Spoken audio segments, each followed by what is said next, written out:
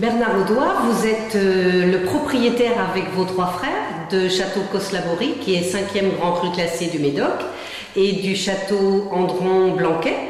Oui. Vous êtes sans doute ce qu'on peut appeler un homme du vin, puisque je crois que ça a démarré avant vous dans votre famille. Est-ce que vous pouvez nous en parler, nous dire comment vous êtes imprégné de ce vin et de cette vie du vin, et qu'est-ce qui vous conduit dans cette vie autour du vin? Ben, si vous voulez, ce sont des cousins argentins qui avaient acheté cette propriété en 1922 et qui avaient envoyé mon grand-père pour s'occuper du château. Mon grand-père qui était américain et mon grand-père ensuite s'est marié avec une Française et le château est revenu ensuite à ma mère et donc par mariage également à mon père.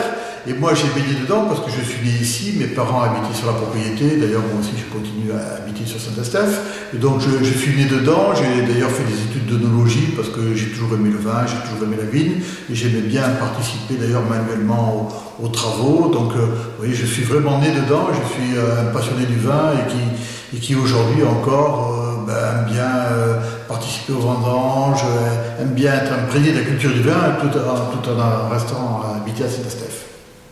Et alors, donc, vous me disiez que c'est une affaire familiale. Il y avait une partie de vos frères qui travaillent avec vous sur la propriété.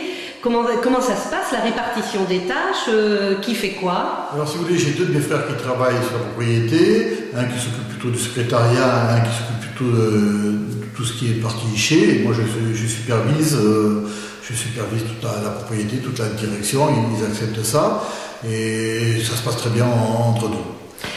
Ces deux propriétés, ça fait combien d'hectares? Les deux propriétés font une trentaine d'hectares. Cos-Laborie fait 18 hectares et Andron-Blanquet, l'autre domaine qui est situé à 800 mètres d'ici, fait à peu près 16-17 hectares, donc ce qui fait 35 hectares, mais il y a 30 hectares de vide de plantés. Et alors, outre vos responsabilités sur vos propriétés, je crois savoir que vous êtes le président de l'appellation Saint-Estèphe. Comment ça se passe? C'est une responsabilité de plus, avoir une appellation qui fait combien d'hectares? Donc oui, je suis le président de l'appellation Saint-Estèphe depuis 2000. C'est une appellation qui fait 1200 hectares avec une cinquantaine de viticulteurs. Et je suis fier d'être le président de mes amis viticulteurs de Saint-Estèphe. Et puis, je trouve que c'est un devoir d'être le président, en ce sens que j'habite sur la commune, je suis une famille viticole depuis longtemps, donc je trouve que c'est normal que ce soit un viticulteur stéphanois ancré sur son appellation qui en soit le président. Et il y a toute une équipe autour de vous au sein du conseil d'administration. Vous êtes combien à gérer l'appellation?